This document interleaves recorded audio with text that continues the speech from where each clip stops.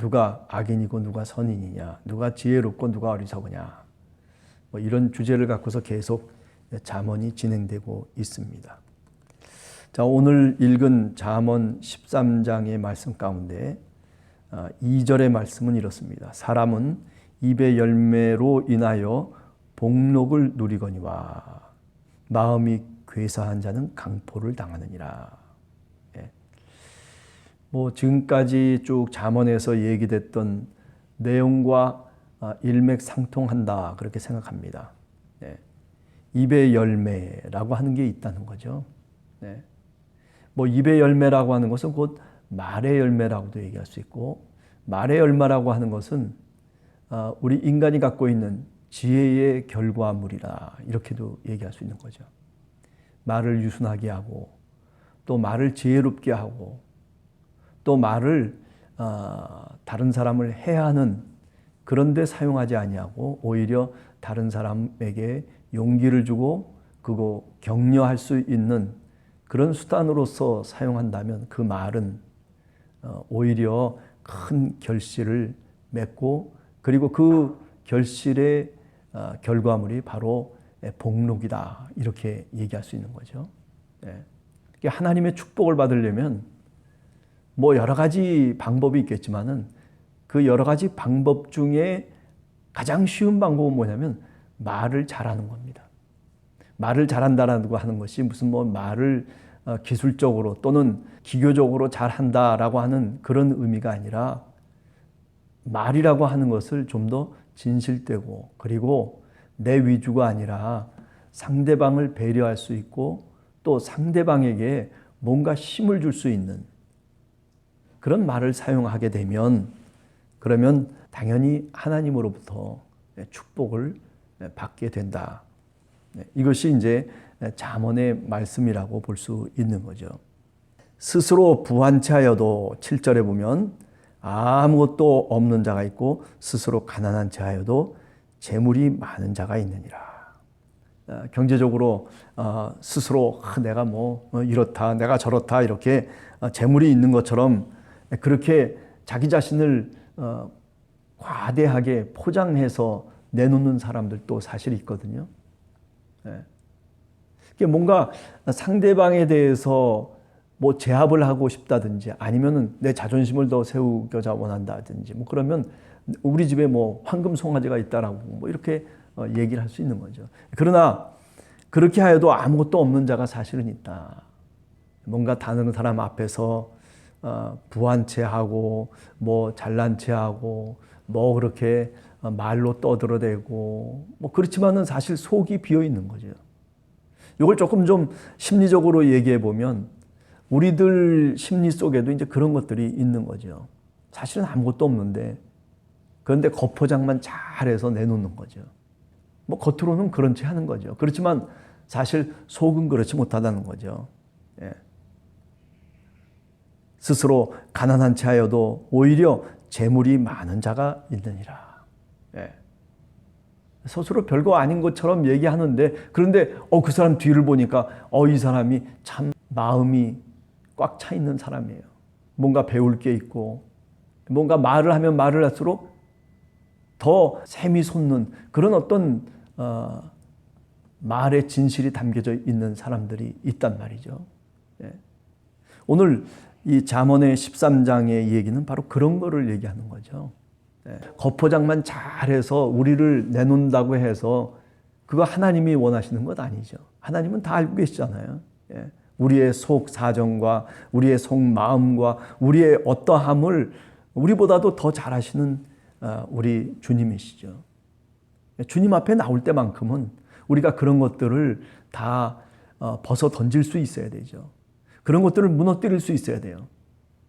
주님께 기도하러 나올 때, 주님께 예배하러 나올 때 우리는 바로 신앙인이라면 믿음을 통해서 우리가 우리의 겉사람을 깨트려뜨리는 거죠. 그리고 우리의 속사람이 날로 새로워질 수 있고 우리의 속사람이 더 강해질 수 있도록 하나님의 도움을 얻고, 그리고 성령의 도움을, 성령의 능력을 우리가 기도해야 마땅한 것이죠.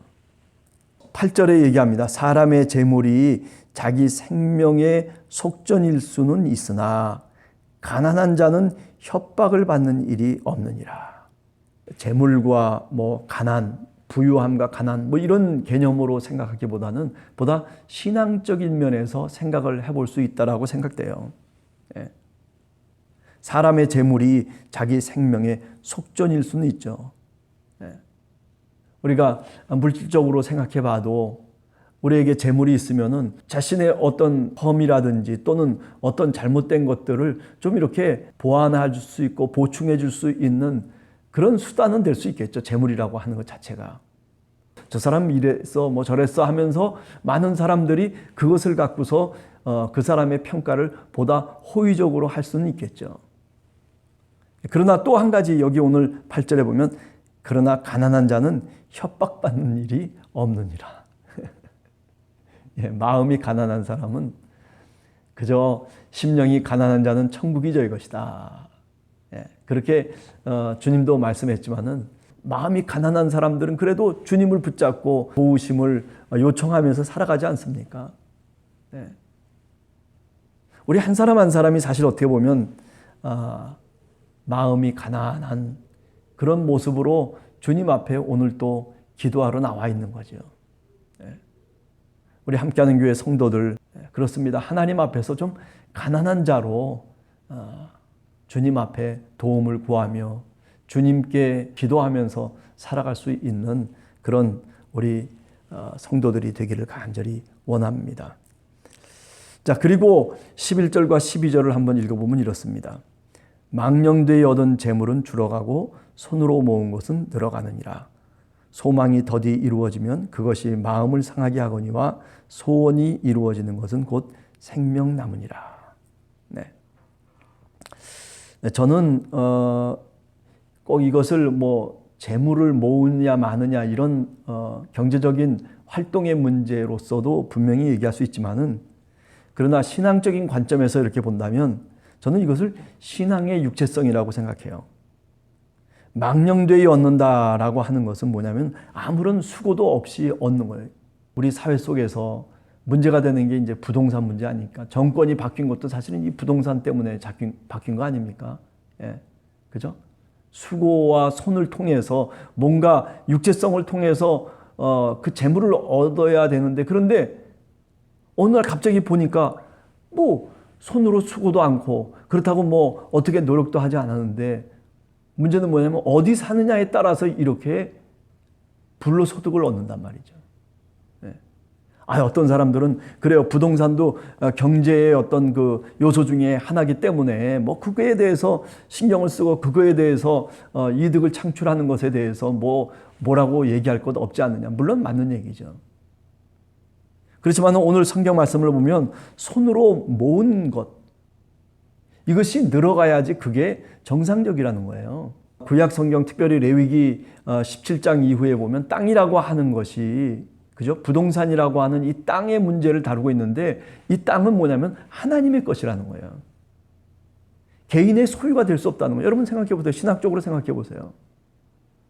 땅이라고 하는 것은 하나님이 인간에게 주어진 거예요. 그리고 거기서 경작하고 거기서 소득을 얻으라고 그렇게 우리에게 땅으로 우리에게 선물을 주신 거란 말이죠. 땅의 주인이 누구입니까? 네. 그런데 땅 때문에 싸움이 일어나고 땅 때문에 불로소득이 생기고 땅으로 인해서 전쟁까지 일어나잖아요.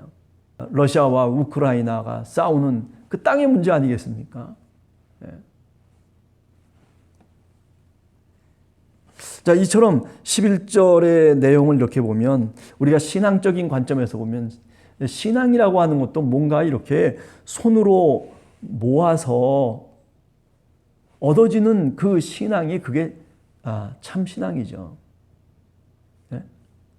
TV 화면만 늘 보면서 그러면서 얻어지는 신앙은요. 그거는 육체가 없는 그저 유령적인 신앙이 될 뿐이에요. 적어도 우리가 정말 올바른 신앙을 갖기 위해서는 지금까지 기독교가 2000년 역사 속에서 늘 유지됐던 게 뭐냐면 바로 신앙의 육체성입니다. 서로 나와서 몸으로 부딪히는 거예요. 봉사도 하고 교육도 받고 배우고 뭐 이러면서 어떡합니까? 그게 뭐 지식적인 것을 얘기하려고 하는 것이 아니라 그런 활동, 육체적인 활동이라고 하는 것이 이게 신앙의 밑바탕인 거예요. 제가 가끔 그런 얘기 드리잖아요. 이 신앙의 육체성이라고 하는 것은 옷을 거는 옷걸이와 같은 거예요. 아무리 옷이 화려하고 멋있어도 옷을 걸어 놓을 수 있어야 되는데, 그런데 옷을 걸 수 있는 것은 옷걸이가 있어야지 거는 거예요. 하나님의 말씀을 알고 있고 지식이 있고 뭐 저렇고 하더라도 교회라고 하는 울타리 속에서 하나님의 공동체, 그리스도의 몸된 지체로서 이게 부딪히고 내가 뭔가 이렇게 손으로 얻을 수 있는 그런 그 육체적인 활동이 필요한 거예요. 그것이 바로 우리의 신앙을 살찌우게 만들고 우리의 신앙을 정말 신앙으로 만든다는 겁니다. 코로나를 통해서 우리가 그죠? 화면으로만 뭐 설교 말씀 대하고 뭐 그렇다고 교회에 나와서 서로 부딪히면서 시간을 보내지 않잖아요. 그냥 뭐 예배가 끝나자가 무섭게 그냥 후딱 하고 집에 갔던 것들 우리가 다 기억하잖아요. 그래서 이제 코로나가 좀 이렇게 종식되어지고 있는 이 상황 속에서 뭐 종식된 건 아니죠. 사실 어떻게 보면 거리두기가 좀 이렇게 다 해제되고 이렇게 됨으로 인해서 각 교회마다 이제 문제가 생기는 게 뭐냐면 모임을 가지려고 해도 사람들이 꺼리는 거예요. 왜 그렇습니까? 그게 뭐냐면은 바로 이 코로나를 통해서 화면으로 또는 뭐 이렇게 매스미디어를 통해서 이렇게 우리가 신앙을 가졌다라 손 치더라도 또 그렇게 신앙생활을 했다 손 치더라도 결국 왜 몸이 꺼리느냐면 왜 육체적인 어떤 활동을 하지 않으려고 하느냐면 잘못된 신앙의 어떤 말하자면 뿌리가 생긴 거죠. 네. 그죠? 잔뿌리들이 생긴 거예요, 이제. 네. 이렇게도 될 것 같다, 저렇게도 될 것 같다는 그런 생각을 갖는 거죠. 네. 그죠? 매트릭스의 세계는요, 그거는 신앙의 세계는 아니에요. 네. 적어도 신앙의 세계는 우리의 육체성이 동반되어 있어야 됩니다. 그래서 요한복음 1장에 보면 그죠? 그 영이신 하나님께서도 우리들에게 몸으로 이 땅에 오셨다라고 얘기해요. 그리고 예수 그리스도께서 이 땅에서 당신의 백성들과 함께 몸으로 부딪히면서 하나님의 나라를 선포하셨잖아요. 저 십자가 위에서 자신의 몸을 버리시면서 그죠? 그러면서 우리를 구속의 길로, 우리를 구원의 길로 이끌었단 말이죠. 신앙이 점점 더 하나님이 보시기에 아름다운 신앙이 되기 위해서는 이렇게 육체성이 동반돼 줘야만이 비로소 가능한 거예요. 예. 예. 따라서 코로나 속에서 내가 신앙생활을 했다라고 하는 것은요, 그거는 반쪽짜리 얘기예요.